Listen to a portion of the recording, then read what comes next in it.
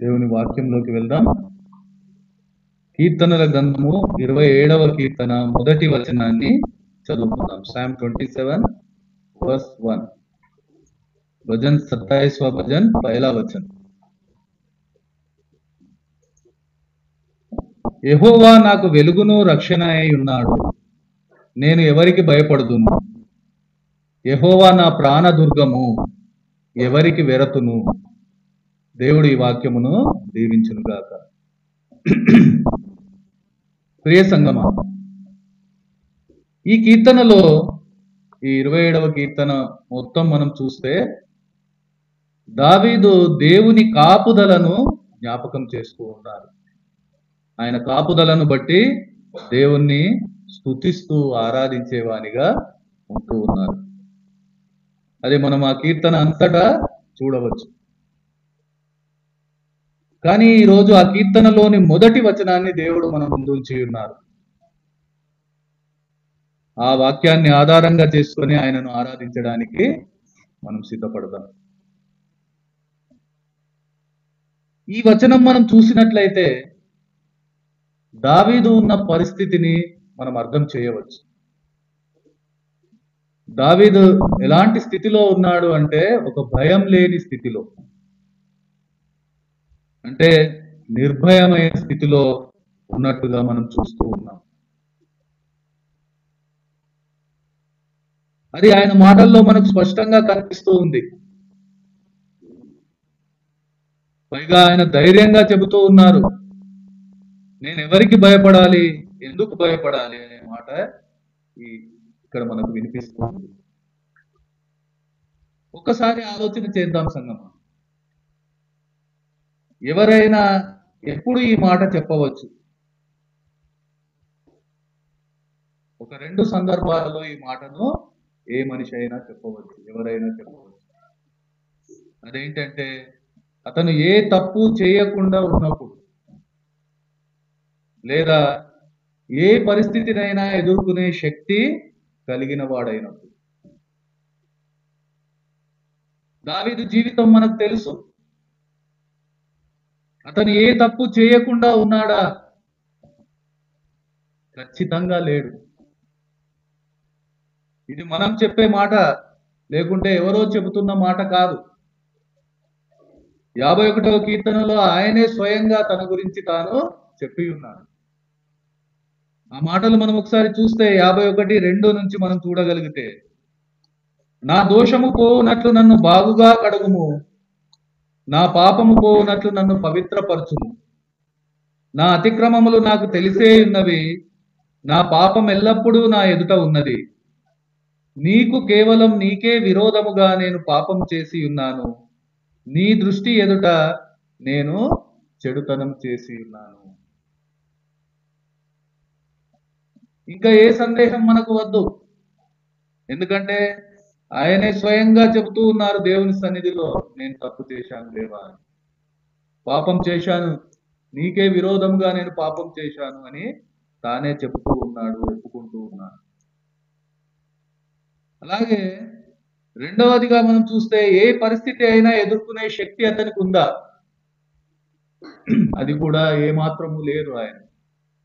ఎందుకంటే దావీదు జీవితంలో మనకు ఉన్న అనుభవాలు మనకు తెలుసు.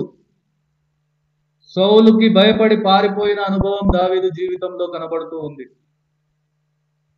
తన సొంత కుమారుడైన అబ్షలోము నుండి తప్పించుకొని భయపడి అడవులు గుహలు పట్టుకొని తిరిగిన సమయం దావీదు జీవితంలో మనం చూస్తాం.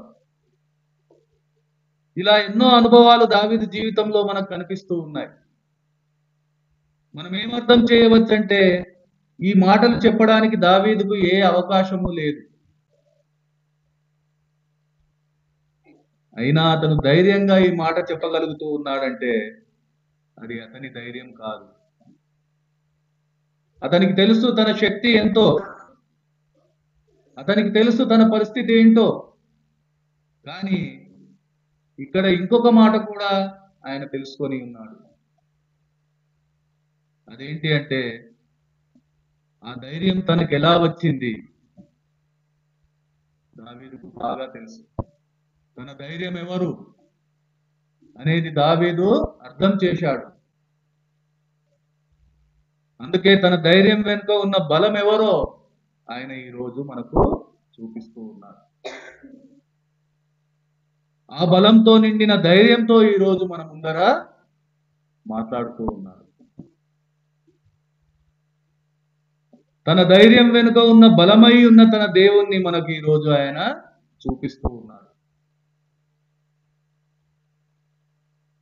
ఆయన తన జీవితంలో ఏమై ఉన్నారు అనేది చూపిస్తూ దాన్ని బట్టి దేవుణ్ణి స్తుతిస్తూ ధైర్యంగా చెబుతూ ఉన్నారు.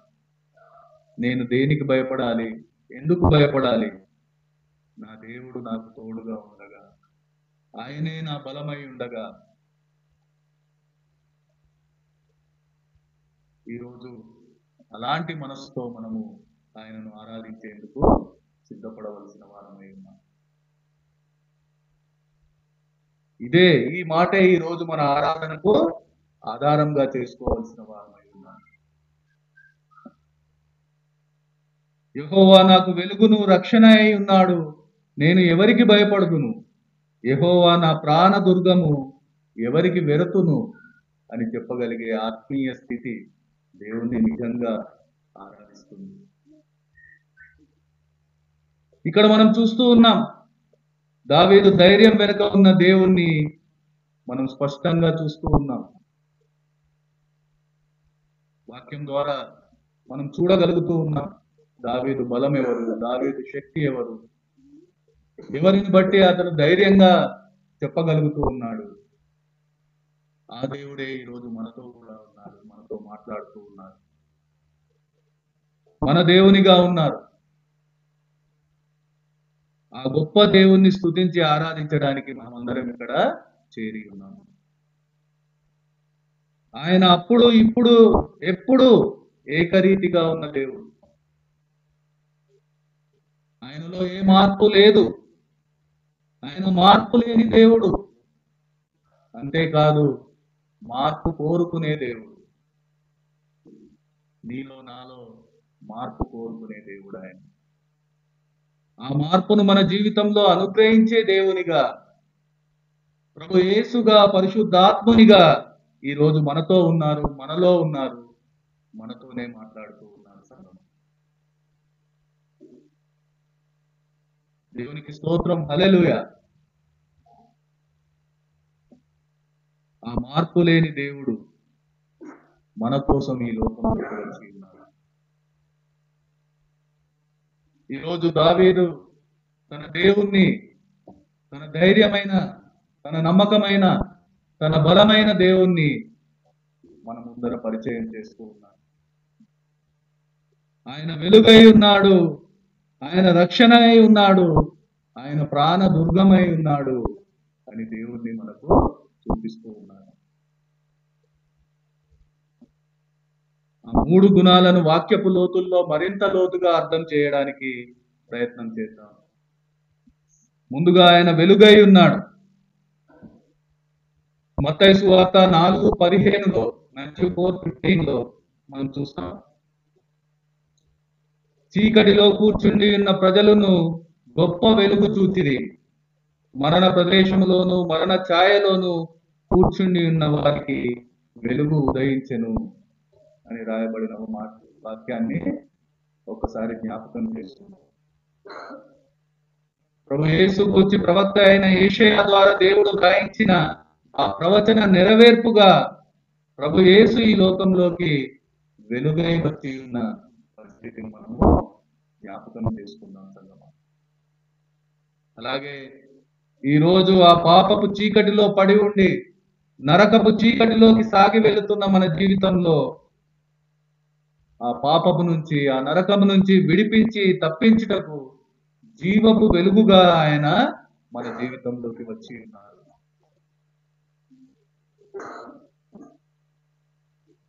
ఆయనే స్వయంగా వాక్యం ద్వారా అది ధృవీకరించే వారిగా ఉన్నారు. ఈరోజు యోహాను సువార్త 12:46లో మనం చూస్తే, జాన్ గాస్పెల్ 12:46, నా యందు విశ్వాసముంచు ప్రతివాడు చీకటిలో నిలిచి ఉండకుండానట్లు నేను ఈ లోకమునకు వెలుగుగా వచ్చి ఉన్నాను. ఈరోజు మనం ఎవ్వరము ఆ పాపపు చీకటిలో నిలిచి ఉండి ఆ పాపపు చీకటి ఫలితంగా నరకంలో చేరకుండా మన జీవితంలో ఆయన కృపా వెలుగును అనుగ్రహించడానికి, ఆయన రక్షణ వెలుగును అనుగ్రహించడానికి ఆయన ఈ లోకంలో వచ్చి ఉన్నారు. ఇదే ఆయన రాకడలోని ఉద్దేశంగా ఈరోజు మనతో మాట్లాడుతూ ఉన్నారు. అలాగే యోహాను 8:12 మనం చూస్తే, జాన్ 8:12, మరలా యేసు, నేను లోకమునకు వెలుగును, నన్ను వెంబడించువాడు చీకటిలో నడవక జీవపు వెలుగు కలిగి ఉండునని వారితో చెప్పాను. ఆయన ఉద్దేశాన్ని విన్న మనము ఆయన ఉద్దేశానికి అనుగుణంగా మన జీవితంలో నడిచినప్పుడు ఆ ఉద్దేశపు నెరవేర్పును మనం పొందగలుగుతామనే విషయాన్ని ఇక్కడ స్పష్టం చేస్తూ ఉన్నారు. నన్ను వెంబడించువాడు చీకటిలో నడవక జీవపు వెలుగు కలిగి ఉంటాడని ఆయన చెప్తూ ఉన్నారు. ఆయనలో జీవముండెను, ఆ జీవము మనుషులకు వెలుగై ఉండెను, నిజమైన వెలుగు ఉండెను, అది లోకంలోనికి వచ్చుచు ప్రతి మనుష్యుణ్ణి వెలిగించుచున్నది అని వాక్యంచే చెప్పబడిన ఆ వెలుగై ఉన్న దేవుడు ఈరోజు మన జీవితాలను వెలిగించి, మీరు ఈ లోకానికి వెలుగై ఉన్నారంటూ ఈ లోకంలో ఒక ప్రత్యేకంగా మాదిరిగా ఆ వెలుగును చూపించే మార్గదర్శకులుగా మనలను ఈ రోజు ఆయన ఏర్పాటు చేసి ఉన్నారు. వీటన్నిటిని బట్టి మనము ఆయనను స్తుతించి ఆరాధించవలసిన వారమై ఉన్నాం. ఇక్కడ ఒక మాట మనం అర్థం చేద్దాం సంగమా. ఆ వెలుగై ఉన్న దేవుడు తన వెలుగుని మనకు అనుగ్రహించి వెలుగుగా మనలను మార్చి ఉన్నాడు. ఆ వెలుగును మనం వ్యర్థం చేయకుండా వాక్యంలో చెప్పబడినట్లు మత్తయి సువార్త 5:14 మనం చూస్తాం, మీరు లోకమునకు వెలుగై ఉన్నారు, కొండ మీద నుండి పట్టణము మరుగై ఉండనేరదు, మనుషులు దీపము వెలిగించి కుంచము క్రింద పెట్టరు కానీ అది ఇంట నుండి వారికి అందరికీ వెలుగిచ్చుటకై దీప స్తంభము మీదనే పెట్టుదురు, మనుషులు మీ సత్క్రియలను చూచి పరలోకమందున్న మీ తండ్రిని మహిమపరచునట్లు వారి ఎదుట మీ వెలుగు ప్రకాశింపనీయుడి అని వాక్యంలో ఆయన చెప్పినట్లు ఆయన ఇచ్చిన వెలుగును మన జీవితం ద్వారా అందరికీ పంచడమే ఈరోజు ఆయనకు మనం చేసే నిజమైన ఆరాధన. ఈరోజు ఒక్కసారి మనం ఆలోచన చేయవలసిన అవసరం ఉంది. దేవుడు ఇచ్చిన వెలుగును ఒక హక్కులా పొందుకొని ఉన్నాం, కానీ ఆయన ఇచ్చిన బాధ్యతను ఎంతవరకు నెరవేరుస్తూ ఉన్నాం? ఆ ఆలోచన లేకుండా చేసే ఆరాధన ఆయన ఎన్నడూ మహిమపరచలేదు సంగమా. ఆయన ఇచ్చిన వెలుగును మన జీవితం ద్వారా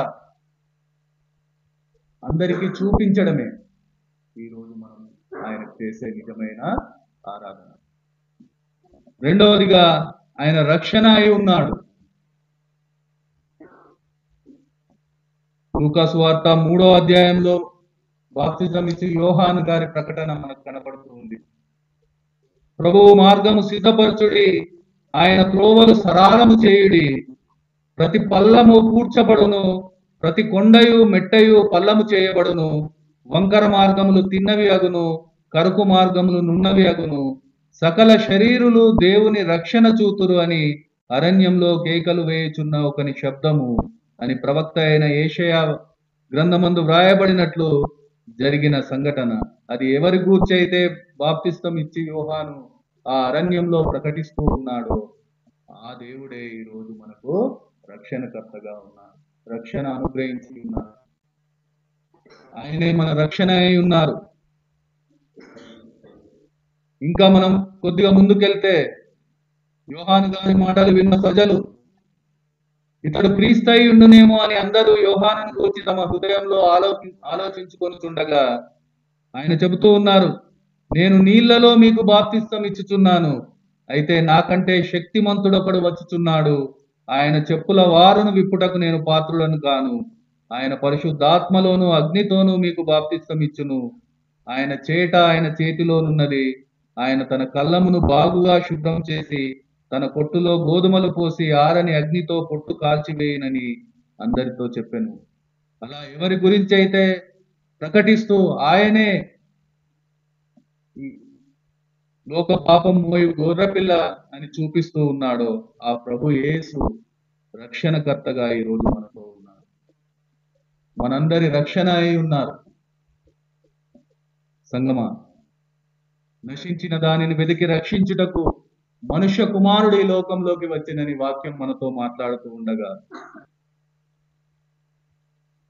ఒక్కసారి మనము ఆ రక్షణ కర్త అయిన దేవుణ్ణి స్తుతించడానికి మన మనసులను సిద్ధం చేసుకుందాం. నిజానికి ఏ అర్హత లేదు.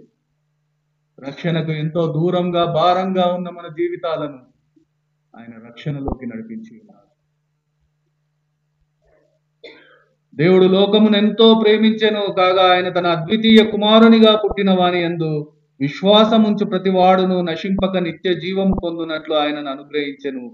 లోకము తన కుమారుని ద్వారా రక్షణ పొందుటకే గాని లోకమును తీర్పు తీర్చుటకు దేవుడు ఆయనను లోకంలోనికి పంపలేదు అని ఎవరిని గూర్చి వ్రాయబడి ఉందో ఆ దేవుని అద్వితీయ కుమారుడు ఆయనే నీకు నాకు రక్షణ అనుగ్రహించి నిత్య జీవం ఇవ్వడానికి ఈ లోకంలోకి వచ్చి ఉన్నాడు. ఆయనే ప్రభు యేసు. నిన్ను నన్ను రక్షించడానికి, నీకు నాకు నిత్య జీవం ఇవ్వడానికి, ఆ పాపపు శిక్ష నుంచి, ఆ నరకపు బాధ నుంచి మనల్ని తప్పించడానికి ఆ కలువరి సిలువలో తన ప్రాణ క్రయధనాన్ని చెల్లించి మరణించి తిరిగి లేచి నీకు నాకు రక్షణ మార్గమై ఉన్న దేవుడు ప్రభు యేసు. అపోస్తుల కార్యంలో 4వ అధ్యాయంలో చెప్పబడినట్లు మీరందరూ ఇజ్రాయేలు ప్రజలందరూ తెలుసుకోవలసినదేమనగా మీరు సిలువ వేసినట్టు మృతులలో నుండి దేవుడు లేపినట్టు నజరేయుడైన యేసు క్రీస్తు నామముననే వీడు స్వస్థత పొంది మీ ఎదుట నిలుచుచున్నాడు. ఇల్లు కట్టువారైన మీరు తృణీకరించిన రాయి ఆయనే, ఆ రాయి మూలకు తలరాయి ఆయను. మరి ఎవని వలనను రక్షణ కలగదు, ఈ నామముననే మనము రక్షణ పొందవలెను. కానీ ఆకాశము కింద మనుషులలో ఇయ్యబడిన మరి ఏ నామమున రక్షణ పొందలేమని ఎవరి గూర్చైతే అపోస్తలులు ప్రకటించి ఉన్నారో ఆ ప్రభు యేసు నామమే ఈ రోజు మన రక్షణకు ఆధారమై ఉన్నది. దానిని బట్టి ఈ రోజు మనం ఆయనను స్తుతించవలసిన అవసరం ఉంది. పావనుడా మా ప్రభువా, నీ రక్షణకై స్తోత్రములు అంటూ ఆయనను స్తుతిస్తూ ఆరాధించవలసిన వారమై ఉన్నాం. ఇక్కడ మనం అర్థం చేయవలసింది దేవుని అనాది సంకల్పము, ప్రభు యేసు శిలువ యాగము మనందరికీ దొరికిన గొప్ప కృపావరము. వాక్యం చెప్పబడినట్లు ఇంత గొప్ప రక్షణను మనము నిర్లక్ష్యం చేసిన ఎడల ఎలాగు తప్పించుకుందుము అని వాక్యం హెచ్చరిస్తూ ఉండగా భయంతో వణుకుతో మనకు అనుగ్రహించబడిన ఆ రక్షణను కొనసాగించవలసిన వారమై ఉన్నాం. అదే ఈరోజు మనం ఆయన చేసే నిజమైన ఆరాధన.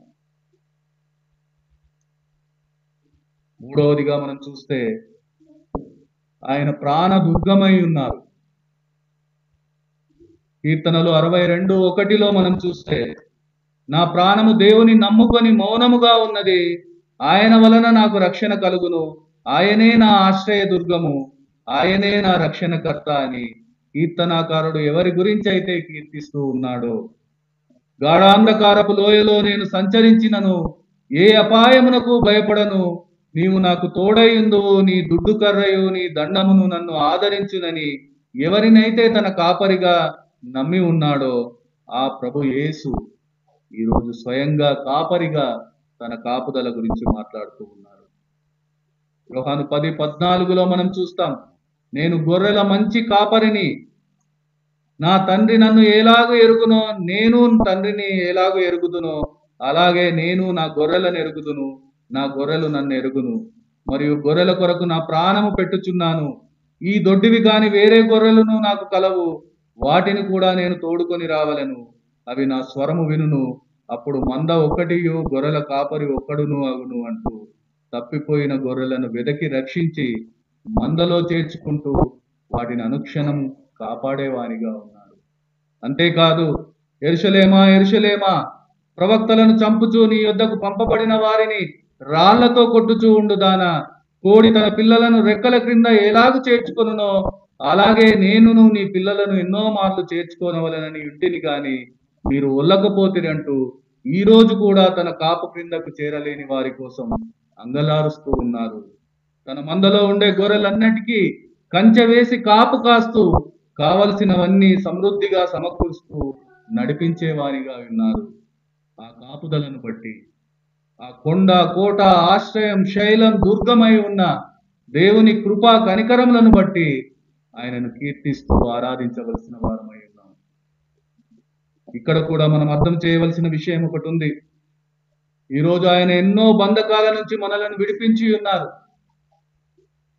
తన ప్రాణ క్రయధనంతో మనలను కొని తన మందలో చేర్చి ఉన్నారు. ఎన్నో ఆపదలలో ఎన్నో అడ్డంకులలో కంచె వేసి కాపాడుతూ ఉన్నారు. కానీ ఈ రోజు కూడా ఎన్నో ఆకర్షణలు, ఎన్నో బలహీనతలు మనలను ప్రలోభ పెడుతూ ఉండగా వాక్యం చెప్తూ ఉన్నట్లు ఆయన యొక్క విశ్రాంతిలో ప్రవేశించుదమను వాగ్దానం ఇంకా నిలిచి ఉండగా మీలో ఎవడైనను ఒకవేళ ఆ వాగ్దానము పొందకుండా తప్పిపోవునేమో అని భయము కలిగి ఉందమని వాక్యం చెప్పినట్లు ఎక్కడ నేను ఆయనకు దూరం అవుతానేమో అనే భయం కలిగి ఉండే ఒక జీవితం, అదే ఈరోజు ఆయనకు మనం చేసే నిజమైన ఆరాధన. సంగమా, ఈ విషయాలన్నింటినీ విన్న మనము ఒక్కసారి ఆలోచన చేద్దాం. ఆయనను ఆరాధించడానికి మన మనసులను సిద్ధం చేసుకుందాం. ఈరోజు నీవు నేను ఏ సిద్ధపాటుతో ఇక్కడ వచ్చి ఉన్నామో వాక్యం అయితే మనల్ని ఆయనను ఆరాధించడానికి సిద్ధపరుస్తూ ఉంది. ఆయన వెలుగును ఈ లోకానికి పంచుతూ భయంతో వణుకుతో ఆయన అనుగ్రహించిన రక్షణను కొనసాగిస్తూ ఎక్కడ ఆయన కృప నుండి దూరం అవుతామని మరింత భయం కలిగి ఉంటూ ఇంకా ఎవ్వరికి దేనికి భయపడకుండా ధైర్యంగా జీవించడం ఈరోజు ఆయన చూపిస్తూ ఉన్నారు. అలా ఉండగలగడమే నిజంగా ఆయనను ఆరాధించడం. అలాంటి ఆరాధనకు నీవు నేను సిద్ధమా? ఒక్కసారి మన హృదయాలను ఉంచడానికి ఇష్టపడతాం. ఆరాధించుకుందాం.